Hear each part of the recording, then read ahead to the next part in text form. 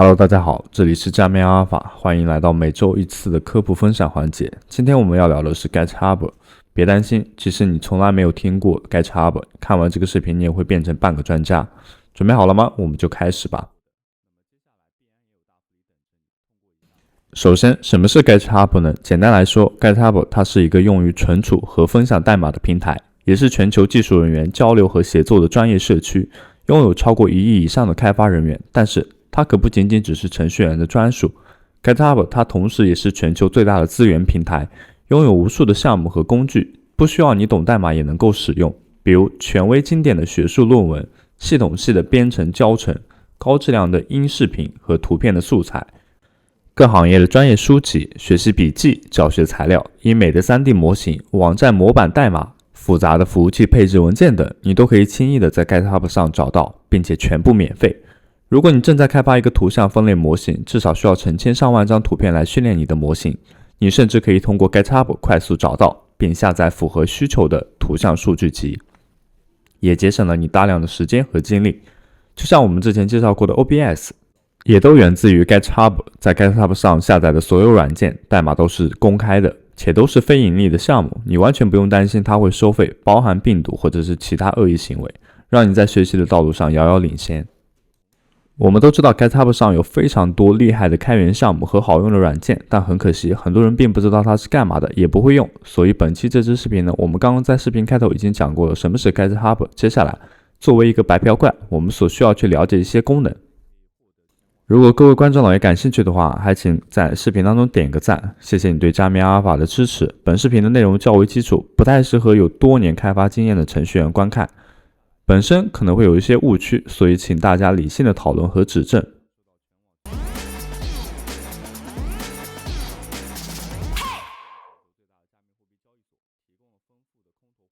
当你收到一个 GitHub 项目的地址，并且把它打开之后呢，你会看到一个类似于下面的这一面。界面中最显眼的就是代码库，也就是中间的这一个部分，里面存放着整个项目的源代码，我们可以直接点开并查看其中的内容。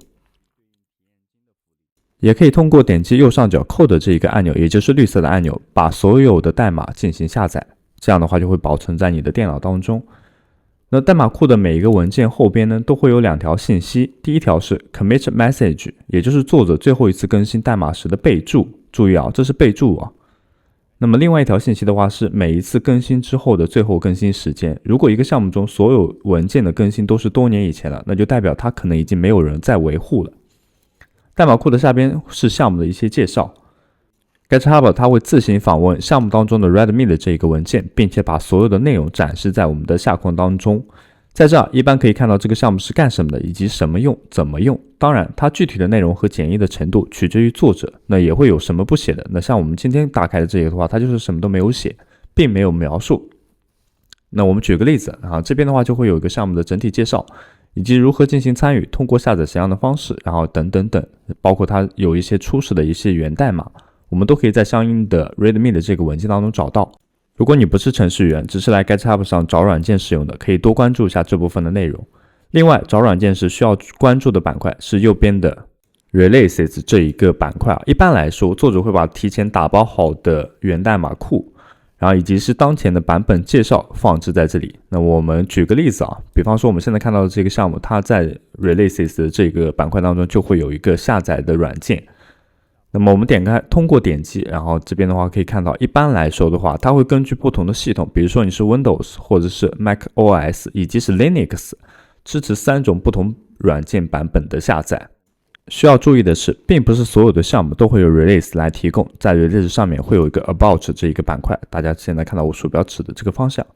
一般情况下会有项目的简介、标签、开源文件，然后以及是 Star 数 ，Star 数的话就是收藏的新数。那么它可以快速的帮你了解当前的项目，其中 Star 类似于视频网站当中的收藏，能够反映出项目的热度。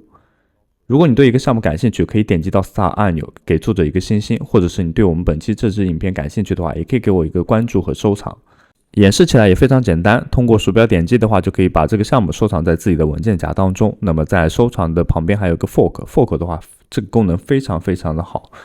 为什么这么说呢？因为它可以直接把当前项目的所有代码都拷贝到自己的主页当中。没错，就在 GitHub 上拿走别人的代码，就是这么简单，既不需要通知作者，也不需要任何的付诸。在 Star 和 Fork 的上面是整一个项目的搜索栏，那么也就是 GitHub 的搜索模块，你可以对当前的项目进行搜索，也可以把搜索框当中原本的内容删除，直接搜索整个 GitHub 的资源。最后我们再来看一下页面的左上角 Issues， 它其实是一个非常重要的功能啊。它的作用是给项目的作者反馈问题，比方说你在使用的过程当中碰到了 bug， 你就可以在这里告知作者，帮助作者对项目进行完善。你也可以在这里查看别人提出来的一些问题，或者是加入他们的讨论，帮助其他人解决这样的问题。需要注意的是，任何讨论都请注意素质，尊重他人。好了，视频到这里的话，你已经了解了作为一个白嫖怪需要知道的所有常用 GitHub 的功能，你就可以愉快的在 GitHub 上进行玩耍了。在视频的尾端呢，我还是希望跟大家科普一下 Cache 和 GitHub 它有什么样的区别。Cache 和 GitHub 它是两个密切相关但有本质区别的工具。Cache 它是一个版本控制工具，本身是一个分布式的版本控制系统，用于跟踪文件的更改，特别是软件开发当中的源代码，管理项目的历史记录，然后管理各种分支和合并，方便多人协作并开发，允许在本地离线操作，这是 Cache 的一个特色。而 GitHub 它是一个基于 Cache 的在线代码托管平台，提供了协作和项目管理的能力。通过将本地 Cache 的仓库推送到云端当中，支持代码的审查、问题跟踪、拉取请求，并且使用到了一些集成工具，比如项目管理、Wiki 等。用途的话，就是在互联网和团队成员当中共享代码，并且协作开发。特点的话，也都是免费和付费的服务啊，支持私有的仓库，界面友好，适合开源的一些社区和企业。简单来说的话，就是 Cache 它是工具，主要用于代码的管理 ；GitHub 的话，它是平台，主要用于在线协作和共享代码。两者的话，经常是配合使用的。如果你在本地当中使用 Cache 来开发代码，完成之后通过 GitHub 与团队共享或者是展示，是这么个关系啊。新手小白在制作一些 Web3 项目、空投任务的时候，有时候会用到 GitHub 作为工具，从而完成空投指派的任务，拿到一定的价值。为什么 GitHub 会运用于空投任务当中呢？那么 Web3 的项目多为开源， Web3 通常将代码托管在 GitHub 上，目的是提高透明度，吸引开发者参与，并建立社区的信任。很多空投任务的话，要求用户通过 GitHub 对项目贡献，比如提交代码、修复 bug、报告以及是改进文档等。这样的话可以验证一些用户的贡献。一些空投任务的话，要求参与者在 GitHub 上提交一些任务，以便项目方记录贡献者的行为并计算奖励。我可以为大家举个例子啊，那么早在5个月之前的话，我们有参与过一个 NoBeach 清节点部署超详细的，必拿3000积分啊。那么在这里的话，我们就是通过 GitHub 上进行部署原文件，然后以及是相对应的代码，然后完成这些接下来的任务呢，我们就可以拿到3000的分数。整个验证过程是需要15分钟的验证时间啊，那因为它在这里有所显示，然后只要拿到那个公钥的地址就可以。然后这边我们是运行了所有的命令，就是建立在 GitHub 上的。那在视频的末端，我们也是成功拿到这一个分数，然后并且已经是在运行当中。只不过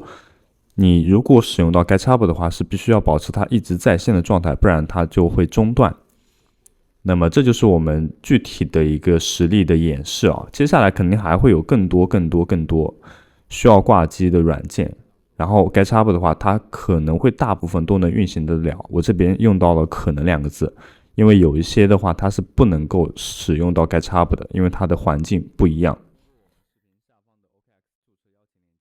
以上就是我本期视频的所有内容，非常感谢各位观众友的收看。如果过程当中还有一些问题的话，欢迎在评论区当中评论出来，我会一一为大家进行解答。那同时呢，作为本期这一期科普分享视频，还请大家多多在使用到 GitHub 的同时呢，也自己去学习一下。